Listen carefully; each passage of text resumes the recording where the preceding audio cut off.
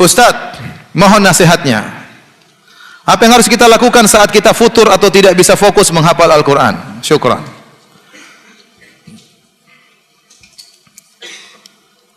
Kalau kita tidak fokus, kemungkinan banyak yang ada di pikiran kita. Maka di saat-saat seperti ini, saya sangat menyarankan kepada para hadirin hadirat untuk mengamalkan hadis Nabi SAW, min husni islamil mar'i tarkuhu ma la ya'ni.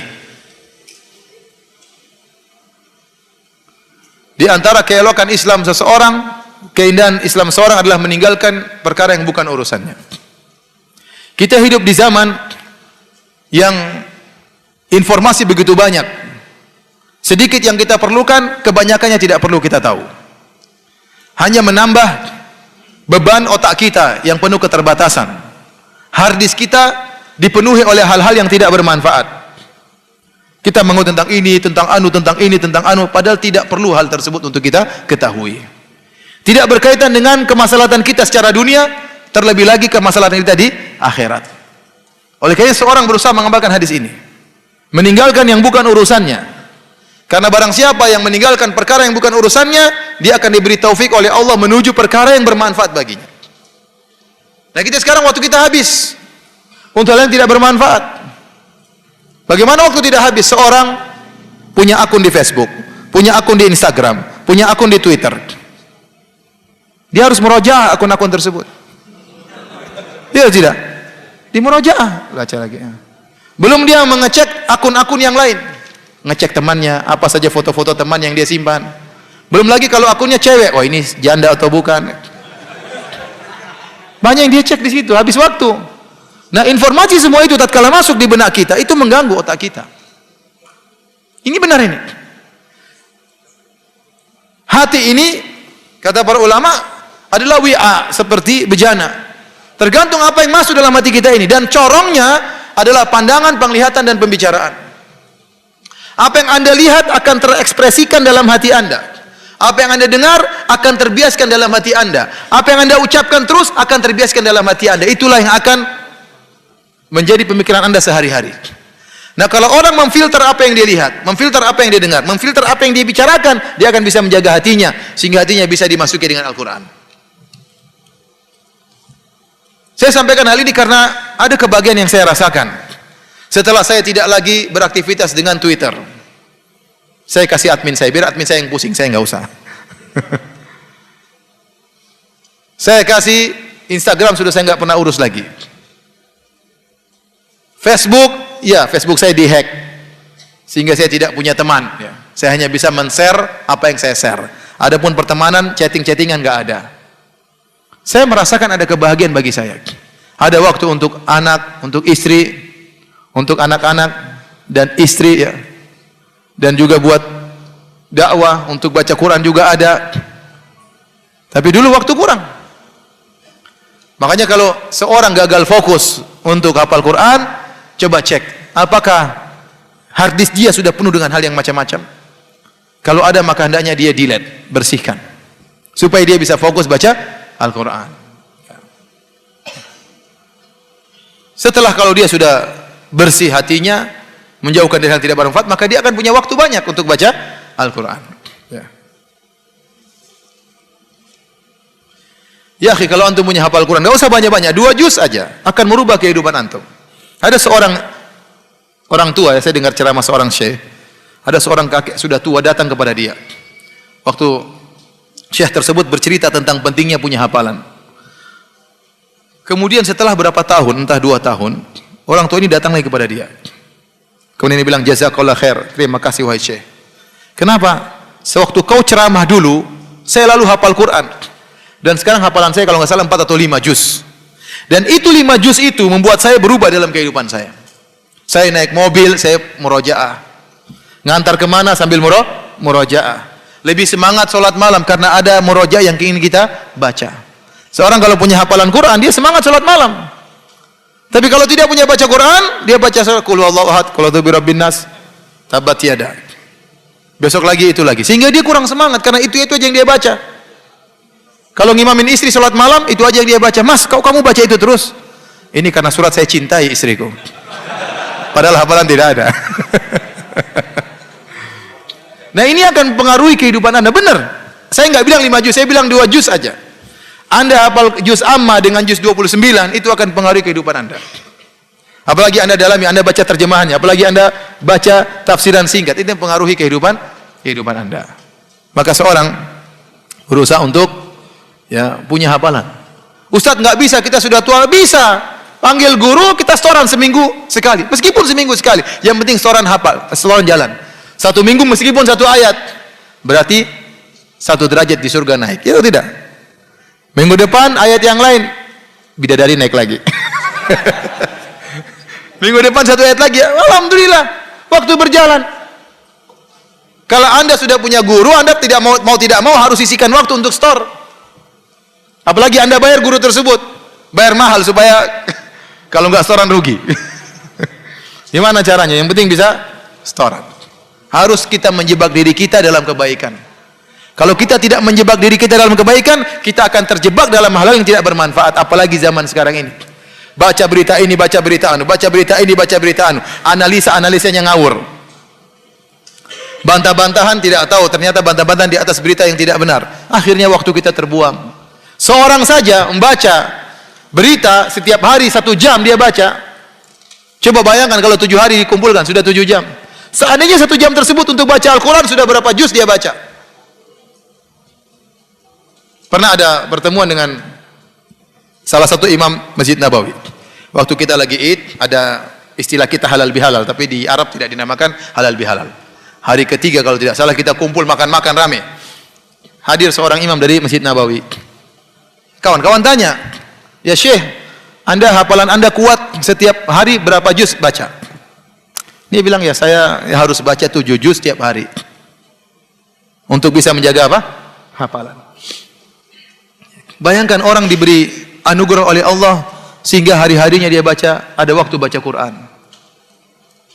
Ingat, semakin Anda baca Quran, Anda semakin bahagia, semakin dekat dengan Allah, menjadi orang spesial di sisi Allah Subhanahu wa taala. Jadi harus menjebak diri kita pada hal yang baik. Ana baru saja bisa baca Al-Quran, belum tahu hukum bacaan. Bolehkah ana khatamkan semampu ana, Ustaz, sambil belajar? Iya. Antum belajar semampunya. Wa yata'ta, orang yang belajar sambil baca sambil tersusah-susah, dapat pahala juga. Sambil belajar. Jangan baca tok tidak belajar sehingga ngawurnya sampai hari kiamat seperti itu. Sambil belajar, antum baca terus, baca lanjutkan, tapi sambil belajar. Alhamdulillah sekarang banyak orang bisa tajwid. Cari orang belajar tajwid, ya. Bertahap, ya. Mungkin, saya mau belajar langsung sama Ustaz Syamsuri, ya. Mungkin belum lah. Antum belajar sama yang di bawah-bawah dulu, sudah bisa baru naik tingkat. Seperti itu. Ustaz, saya pingin baca sanad, pingin punya sanad. Gimana? Sudah berapa juz? Baru 1/4 juz hafal. Mau dapat sanad ya belakangan, tunggu dulu. Semangat, lihat kondisi ya. Belajar dulu. Tahapan, ada tahapan, semuanya ada tahapan. Anda ingin meraih tahapan surga. Karena dalam hadis disebutkan, Iqra wartaqi atau warqa warattil. Ya, bacalah Quran dan naiklah engkau di surga, derajat surga, dan bacalah tartil kama kunta turatil fid dunya. Sebagaimana kau baca dengan tartil tatkala di dunia. Maksudnya dengan tajwid dan perlahan. Ya, enggak usah buru-buru. Maka seorang tatkala belajar Al-Quran perlu kesabaran, ya. Perlu kesabaran, ya.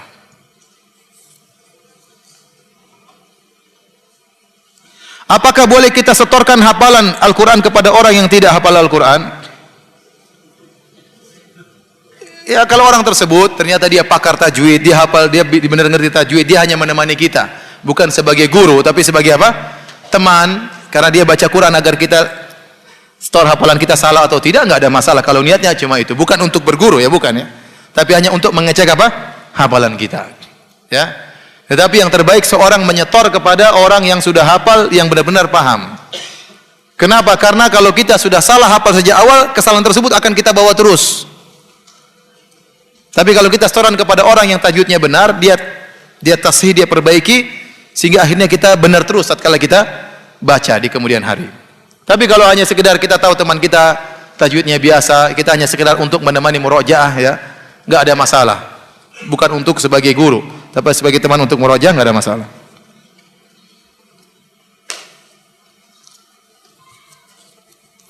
Bagaimana caranya mengamal Al-Quran dalam kehidupan sehari-hari? Di antaranya kita belajar Al-Quran, belajar tafsirnya. Di antara tafsir Al-Quran hadis-hadis Nabi. Seluruh hadis-hadis Nabi adalah tafsir dari Al-Quran.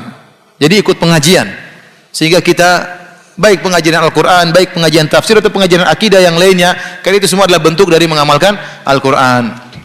Pelan-pelan diamalkan sedikit demi sedikit. Ustadz, ada orang yang menghafal Al-Quran tapi dia juga bermaksiat. Tapi semuanya bagus, Al-Quran bagus, maksiat juga bagus. Ini bisa jadi dia niatnya baca Quran salah. Bukankah orang-orang Khawarij juga baca Al-Quran? Yaqra'una Al-Quran la yujawizu taraqiyahum. Orang Khawarij baca Al-Quran, namun Al-Quran tersebut tidak melewati kerongkongan, tidak masuk dalam hatinya. Contoh, seorang salah niat, dia hafal Quran supaya dapat sanad untuk dia bisa banggakan ke orang lain. Ini enggak benar, berarti niatnya salah. Ini tidak akan pengaruhi kehidupan dia. Makanya Nabi SAW melarang, ya, jangan belajar agama, ya, liyumari bihi fi sufaha au yujari bihil ulama au yasrifa wujuhan nas ilaih. Seorang belajar ilmu dalam rangka untuk mendebati orang-orang bodoh supaya dia kelihatan pintar, agar bisa berjalan dengan para ulama, disejajarkan oleh para ulama, atau supaya orang semua berpaling kepada dia. Ini celaka orang seperti ini. Tidak boleh orang seperti ini. Ingin diberi kedudukan, ingin agar orang semua perhatian sama dia, dihormati oleh orang banyak. Ini niatnya sudah salah. Nah, niat-niat seperti ini mempengaruhi intaj, mempengaruhi apa? Produk dari apa yang kita lakukan. Seorang kalau hafal Quran niatnya seperti ini, tadi akhirnya ternyata amal Quran tidak dihiasi dengan amalan. Waktu terjadi perang Mu'tah, saya lupa sebagian sahabat masuk dalam perang Mu'tah atau perang Mu'tah atau perang melawan Musailimah Al-Kadzdzab. Kalau nggak salah perang Mu'tah. Waktu mereka berperang, Khalid bin Walid menugaskan sebagian orang sebagai penasehat. Di antaranya Abu Sufyan. Abu Sufyan dia sambil berperang sambil dia memotivasi para sahabat untuk berperang. Ada sebagian sahabat yang ditugaskan untuk baca ayat-ayat jihad tatkala perang. Mereka baca surat Al-Anfal agar para sahabat yang berperang semangat. Di antaranya Abu Hurairah juga sebagai wa'id memberi nasihat. Di antaranya kalau tidak salah Ammar bin Yasir. Waktu dia sedang berperang kemudian dia berkata, "Ya ahlal Quran, zayyinu Qur'anakum bil amal." Hiaskanlah atau hiasilah Al-Quran kalian dengan amal. Ayo berjihad. Waktu itu. Maka dia menyemangati para sahabat agar bukan cuma baca Quran, tapi buktikan bacaan Quran kalian dengan amal, sehingga mereka paling semangat maju di depan. Maka seorang berusaha waktu belajar Al-Quran dengan niat yang benar. Ini sangat mempengaruhi dalam produk di belakang nanti, ya, di kemudian hari. Maka kalau ada orang ternyata baca Qurannya top, maksiat juga top, ini mungkin ada niatnya yang keliru. Dan itu terjadi, ikhwan, terjadi benar, terjadi. Ini saya dapati kasus, saya tahu kasusnya langsung. Ada seorang, subhanallah, remaja, hafal Quran, tetapi luar biasa, angkuhnya luar biasa, sombongnya luar biasa, merendahkan orang lain, mentang-mentangnya luar biasa. Itu terjadi, saya lihat sendiri orangnya. Sampai kita diskusi tentang anak ini, bagaimana anak ini, kok bisa begini? Apa yang salah dengan dia? Teman-temannya tidak demikian, dia seperti itu. Padahal dia top hafalan Qurannya. Tapi ternyata mentang-mentangnya, angkuhnya, nakal dan yang lainnya. Dan terjadi seperti ini. Tadi, baca Quran top, maksiat juga apa? Top. Ada seorang santri, dia sudah hafal 30 juz. Tapi kemudian jarang dimurajaah. Bahkan malas menjalankan sholat 5 waktu. Dengan tepat waktu. Bahkan pernah meninggalkan sholat. Apa sebenarnya yang terjadi dengan santri ini? Kalau ada santri ini dipanggil, dinasihati, ya, bahwasanya Allah telah berikan anda kemuliaan hafal Quran. Banyak orang iri bisa seperti anda. Bahkan Nabi suruh iri seperti pada orang seperti ini. Kata Nabi SAW, la hasada ila fisnatain. Tidak ada hasad kecuali kepada dua orang. Rajulun atahullahul Quran. Seorang yang pertama, orang yang diberi Al-Quran. Yang kedua, rajulun atahullahul mal. Orang yang diberikan harta dan dia jadi donatur. Ini dua orang sangat penting. Satu ilmu, punya Quran. Satu donatur. Ternyata orang yang hafal Quran itu orang yang patut untuk diiri. Orang iri bisa seperti dia, pingin seperti dia. Maka kita ingatkan santri ini, engkau telah diberi kemudahan, telah diberi kemuliaan oleh Allah, maka tolong dijaga, dinasihati. Ya namanya orang niat berubah, terkadang iman lagi naik, terkadang iman lagi turun, tapi nasihati dia. Semoga dia kembali kepada kebaikan.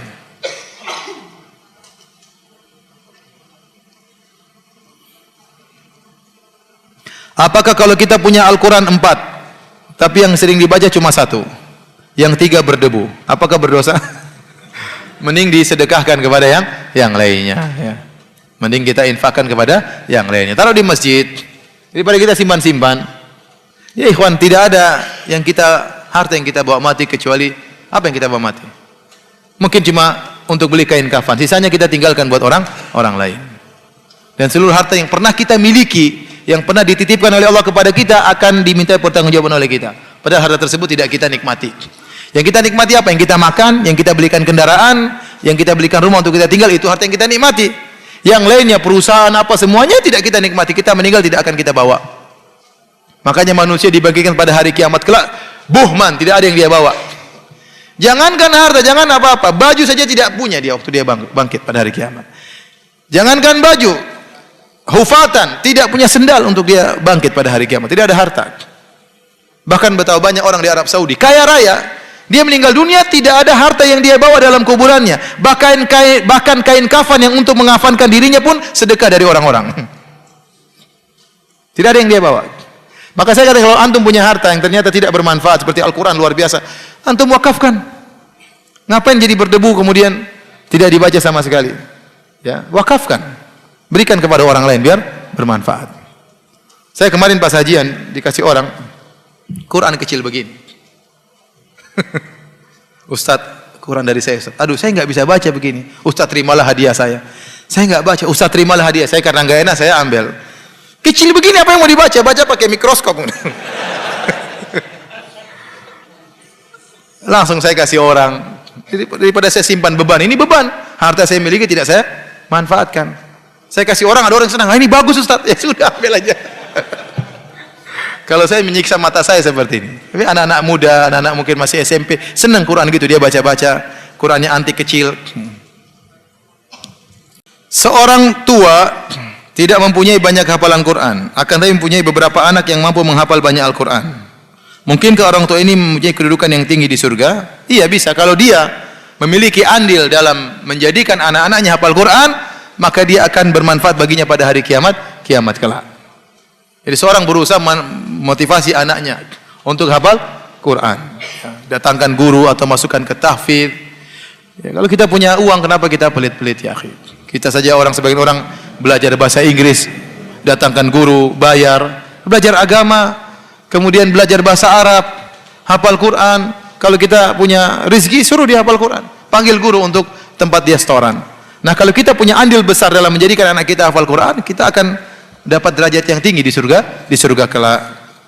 Karena seluruh amalan yang dilakukan oleh anak kita, karena andil kita, pahalanya mengalir kepada kita juga. Ustadz, bolehkah bernyanyi tanpa musik? Kalau musik, hukumnya haram jelas. Ijma ulama 4 mazhab menjelaskan bahwasanya musik hukumnya haram. 4 mazhab. Dan semua mazhab menukil ijma. Sepakat ulama. Dan kita tahu di antara sumber hukum Islam selain Al-Quran dan Sunnah adalah ijma. Kemudian datang sebagian ulama seperti Ibnu Hazm Al-Andalusi, ya, menyatakan hadis tentang haramnya musik dhaif, tapi dia salah. Pertama, terlalu banyak ahlul hadis yang lebih faqih tentang hadis daripada dia, menyatakan hadisnya sahih dalam Sahih Bukhari. Dia mendhaifkan. Yang kedua, dia menyelisih ijma. Telah muncul ijma sebelum dia lahir tentang haramnya apa? Musik. Oleh karenanya mazhab manapun mengharamkan musik. Yang paling keras dalam hal ini diantaranya mazhab Syafi'i. Antum buka buku fikih manapun, cari pembahasan tentang musik, semua ulama Syafi'iyah mengharamkan musik. Di antaranya Al-Imam Syafi'i rahimahullah dalam kitabnya Al-Imam Syafi'i menyatakan dalam kitabnya kalau ada seorang merampok atau mencuri alat musik, maka orang ini tidak boleh dipotong tangannya. Kenapa? Karena dia mencuri sesuatu yang haram. Hukumnya sama seperti orang mencuri khamar atau orang mencuri babi, kata Imam Syafi'i. Kalau ada orang mencuri khamar, tidak boleh dipotong tangannya karena dia mencuri barang yang haram. Dia boleh dipotong tangannya kalau dia mencuri barang yang halal, curi motor, ya, curi mobil, ya, dipotong tangannya karena perkara yang halal. Bayangkan Imam Syafi'i menyamakan keharaman alat musik seperti haramnya khamar dan haramnya babi. Sama Imam Syafi'i juga dalam kitab Al-Um mengatakan, barang siapa yang merusak alat musik, maka tidak boleh minta ganti rugi darinya. Sama seperti seorang yang merusak khamar, datang ke rumah orang dihancurkan khamar orang, maka tidak boleh minta ganti rugi. Meskipun dia salah, mungkin dia masuk dalam rumah orang salah, tapi tidak boleh minta ganti rugi gara-gara memecahkan khamar, karena itu barang yang haram. Di sini lagi Imam Syafi'i menegaskan keharaman alat musik seperti haramnya khamar dan haramnya babi. Bahkan yang paling keras adalah Ibnu Hajar Al-Haytami, salah seorang ulama besar di mazhab Syafi'i yang dijadikan patokan ulama Syafi'iyah mutaakhirin. Dia mengatakan, dia punya buku judulnya Az-Zawajir an Iktirafil Kabair, tentang larangan terhadap dosa-dosa besar. Dia sebutkan dosa besar pertama, dosa besar kedua, terus sampai pada dia sebutkan dosa besar sekian, sekian, sekian dan sekian, yaitu mendengarkan alat musik, menyamainkan alat musik. Dia sebutin, dia anggap memainkan alat musik adalah dosa besar. Ada khilaf di kalangan orang ulama Syafi'iyah, apakah memainkan alat musik dosa besar atau dosa kecil. Namun yang rajih adalah dosa besar, sebagaimana dirajihkan oleh Ibnu Hajar Al-Haytami. Makanya saya katakan musik hukumnya haram, ya. Makanya saya heran ada sebagian dai-dai di tanah air kita yang mengaku bermadzhab Syafi'i, bahkan menyuruh orang untuk bermadzhab Syafi'i, bahkan mencela orang yang tidak bermadzhab. Tapi kalau sudah bicara musik, dia tinggalkan madzhab Syafi'i. Benar, dia tinggalkan madzhab Syafi'i. Tidak ada satu madzhab pun yang dia pakai. Madzhab Syafi'i enggak, madzhab Hambali enggak, madzhab Hanafi enggak, madzhab Maliki enggak. Kenapa? Semuanya musik haram. Padahal dia mendengung-dengungkan harus madzhab Syafi'i. Begitu masalah musik, dia tinggalkan madzhab Syafi'i. Enggak tahu kenapa. Ini hukum musik. Nah, bagaimana dengan nyanyian tanpa musik? Maka Imam Syafi'i juga menjelaskan nyanyian tidak sama dengan musik, ya. Hukum nyanyian, ya, boleh kalau terlalu banyak menjadi makruh selama tidak pakai alat musik. Hukum asalnya boleh. Adapun dalam ayat Al-Qur'an, wa minan nasi may yashtari lahwal hadits liyudhilla an sabilillah, dalam surat Luqman, di antara manusia ada yang memberi perkataan yang sia-sia untuk menyesatkan manusia. Ibnu Mas'ud mengatakan, wallahi demi Allah innahu lagina, sungguhnya itu adalah nyanyian. Para ulama menjelaskan nyanyian tersebut bukan nyanyian tanpa musik, sebagaimana dijelaskan oleh Ibnu Rajab Al-Hambali dalam Fathul Bari karangan Ibnu Rajab. Fathul Bari ada dua, Fathul Bari Ibnu Hajar, Fathul Bari Ibnu Rajab. Kenapa disebutkan nyanyian? Maksudnya nyanyian yang disertai dengan alat musik, karena di zaman Ibnu Mas'ud banyak orang-orang Romawi masuk Islam, orang-orang Persia masuk Islam, dan mereka sering nyanyi dengan alat musik. Sehingga maksud dari Ibnu Mas'ud dalam ayat tersebut, tatkala dia menafsirkan lahwal hadits, kata-kata yang sia-sia, haram, ini maksudnya nyanyian yang disertai dengan alat musik. Jadi kita kembali, para ulama membedakan antara nyanyian tanpa alat musik dengan nyanyian dengan alat musik. Nyanyian alat musik hukumnya haram, ijma ulama. Adapun nyanyian tanpa alat musik, maka hukum asalnya adalah halal, namun tidak boleh berlebih-lebihan. Karena dahulu yang suka nyanyi bukan laki-laki, yang suka nyanyi biasanya budak-budak wanita, ya. Maka seorang lelaki tidak boleh sering bernyanyi-nyanyi. Saya katakan, bahkan nasyid-nasyid, saya juga ada hafal nasyid-nasyid. Kalau terlalu sering saya bernasyid-nasyid, akhirnya saya jarang baca Quran, ya. Saya jarang baca, itu pengaruhnya tadi. Maka boleh dalam kondisi tertentu kita boleh nasyid-nasyid, enggak ada masalah. Tapi jangan berlebih-lebihan. Selama isinya baik dan tidak melanggar syariat. Wallahu a'lam bishawab. Pertanyaan, apa yang lebih utama, mendahulukan sunnah atau adab? Menutup celah pintu-pintu suudzon. Contoh, kita solat sesekali di masjid belum sunnah. Kita mengetahui keutamaan saf awal, itu ganjarannya besar. Tapi kita mendahulukan orang kampung tersebut yang memang sudah biasa di saf awal guna menghilangkan prasangka masyarakat kampung tersebut bahwa orang salafi main serobot. Apalagi kalau kita datangnya terlambat biar tidak melewati bahu orang sana sini. Selanjutnya misal alhamdulillah kita mendapatkan saf awal di masjid tersebut. Setelah salam berzikir kemudian hendak melakukan salat sunnah ba'diyah, kita berpindah mungkin ke belakang guna menghilangkan kesan yang berbeda di saat mereka masih berzikir. Karena Anda melihat sebagian teman-teman kita tanpa pikir panjang langsung melakukan salat ba'diyah, terlebih lagi ada yang di belakang imam salat di belakang imam salat mereka dan itu menimbulkan pandangan-pandangan sinis terhadap orang-orang sunnah seolah-olah kita menguasai tempat mereka. Bagaimana tanggapan Ustaz? Mengenai ya adab itu penting ya. Jadi terkadang kita menempuh suatu perkara dalam rangka untuk mendapatkan kemaslahatan yang lebih besar. Dan ada kaidah ya apa namanya?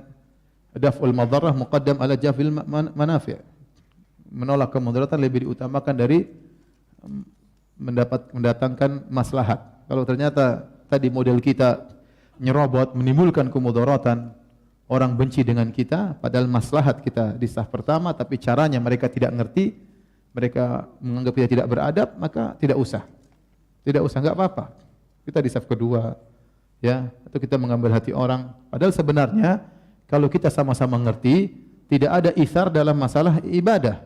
Kita tidak akan kasih orang lain saf pertama, kita yang saf pertama. Ini kalau kita sama-sama ngerti.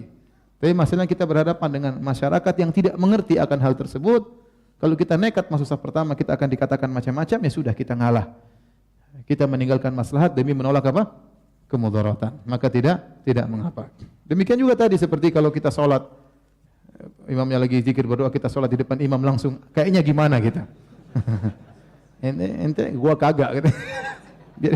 Jadi seakan-akan kita mencela mereka. Padahal kita tidak mencela mereka, tapi seakan-akan kita mencela mereka. Maka tidak mengapa kita mundur kemudian salat ya.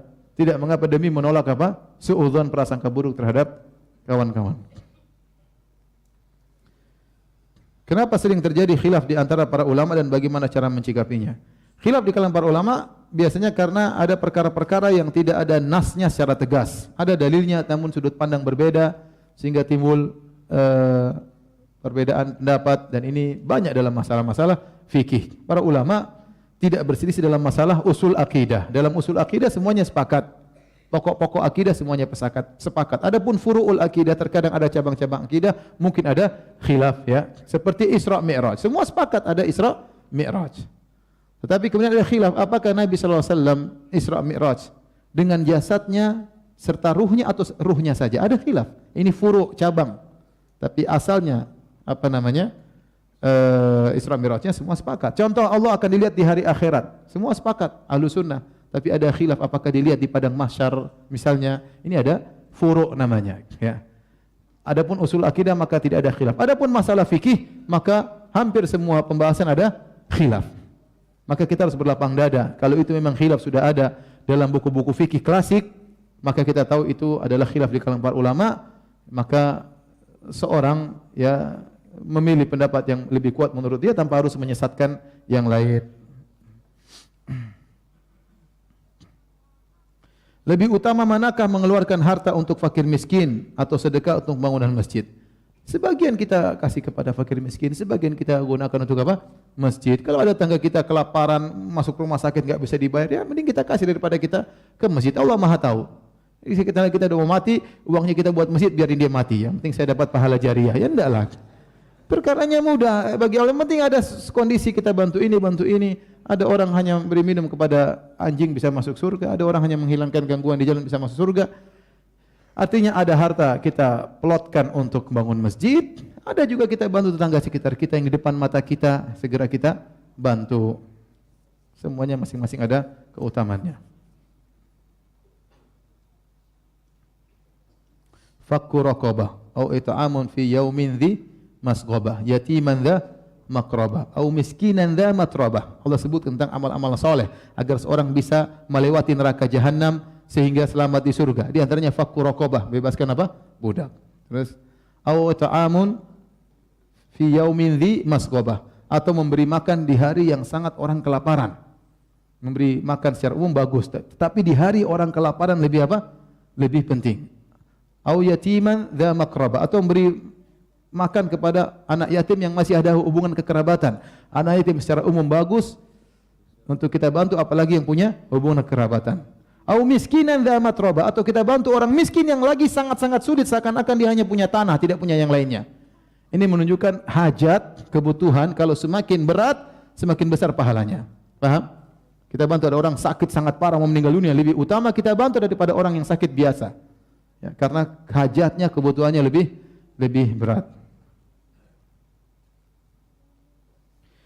Surah Al-Mudaththir adalah surat diturunkan Allah yang kedua setelah Al-Alaq. Kenapa dalam Al-Quran justru surat Al-Baqarah yang dibaca duluan? Mohon penjelasannya Ustaz. Mengapa tidak disusun berdasarkan urutan turunnya? Jadi Al-Quran itu bukan kitab sejarah murni, ya tidak ya. Jadi bukan berarti Al-Baqarah turun dulu, enggak. Tapi Al-Quran turun, Al-Alaq pun hanya turun 5 ayat pertama. Terus ayat belakangnya turun belakangan nanti, jauh belakangan. Al-Mudaththir apakah turun langsung seluruhnya atau sebagiannya, seperti itu. Al-Baqarah juga tidak turun seluruhnya. Langsung total Al-Baqarah demikian, ya. Contoh Al-Maidah, Al-Maidah tidak langsung turun seluruhnya, ternyata al-yauma akmaltu lakum dinakum wa atmamtu alaikum nikmati turun di tatkala haji wada. Jadi Al-Quran itu bukan disusun berdasarkan sejarah, dia bukan kitab tarikhi. Ya, Al-Quran itu bukan kitab tarikhi. Tetapi dan juga bukan ayat turun berdasarkan urutan sejarah, tidak. Makanya terkadang turun ayat ini, terkadang turun ayat ini. Wattaqu yawman turja'una fihi ila Allah. Itu termasuk ayat yang terakhir turun dari surah Al-Baqarah. Padahal dia di surat Al-Baqarah, tapi termasuk ayat-ayat yang terakhir turun kepada Nabi sallallahu alaihi wasallam. Jadi tidak mesti harus turun langsung satu surat. Kalau surat-surat pendek mungkin langsung turun, tapi surat panjang tidak. Nanti Nabi yang tentukan, jadikan ayat ini di bawah ayat ini dalam surat ini. Atau waktu Nabi baca, Nabi letakkan di bawah surat ayat ini, dalam surat ini. Itu yang Nabi yang atur, itu wahyu dari Allah Subhanahu wa taala. Jadi jangan antum sangka surat Al-Baqarah itu surat ke-7, ayat ke-7 sejarahnya terjadi setelah ayat pertama. Tidak begitu, tidak mesti begitu. Bisa jadi ayat yang terakhir ternyata kejadiannya lebih dahulu daripada ayat yang sebelumnya. Yang jelas yang mengatur adalah Nabi sallallahu alaihi wasallam. Ini adapun antara surat satu dengan surat selanjutnya, maka ini ada yang mengatakan ijtihad sebagian sahabat, ada yang benar-benar Nabi baca secara urut, ya, wallahu alam bisawab. Saya anak di luar nikah, bagaimana nanti saya menikah? Jika saya ingin nikah, kalau anak di luar nikah, maka yang menikahkan nanti wali hakim, menikahkan wali hakim, pemerintah. Ustaz, bagaimana jika pada saat sholat sujud terakhir kita mengucapkan doa-doa atau harapan kita dengan bahasa Indonesia? Apakah boleh? Yang benar boleh, kita boleh berdoa dengan bahasa Indonesia dalam sujud-sujud kita, tidak mesti sujud yang terakhir. Tapi kalau kita sebagai makmum, ingat kita tidak boleh terlambat daripada imam. Fa idza kabbara fakabbir. Kalau imam sudah bertakbir naik, maka kita segera naik. Tapi kalau kita sholat sendiri, kita mau lapang baca doa, terserah.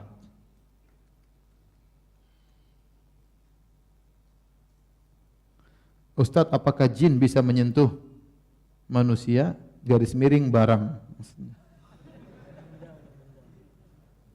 Allah alam, ya bisa, jin bisa menyentuh. Ya. Jin bisa menyentuh, jin bisa terkadang. Makanya kita di waktu berhubungan disuruh berdoa, ya Allahumma jannibna syaitan najib syaitan ma razaqtana. Ya Allah, jauhkanlah kami dari apa? Syaitan. Ya. Dan dalam ayat Al-Qur'an, wasyarikum fil amwali wal aulad. Ya. Kata Allah, jin-jin juga bisa, setan-setan bisa menyertai dalam aulad, yaitu bisa menyertai tatkala seorang laki berhubungan istrinya, dia bisa ikut. Dia bisa ikut. Makanya kita disuruh untuk apa? Berdoa. Ya. Saya punya kawan pernah, ya dia cerita, jadi istri dia lagi pergi, istrinya di rumah, tahu-tahu datang jin dalam bentuk dia, dan kemudian merayu istrinya dan ingin berhubungan. Kemudian istrinya baca doa, Allahumma jannibna syaitan, kemudian hilang. Jadi datang jin dalam bentuk apa? Suaminya. Dan jin bisa menyentuh manusia. Makanya Allah tatkala berbicara tentang bidadari, Allah mengatakan lam yatumithunna insun qablahum wala jan. Jadi bidadari itu bisa disentuh jin dan manusia. Artinya jin bisa menyertai manusia dalam masalah hubungan.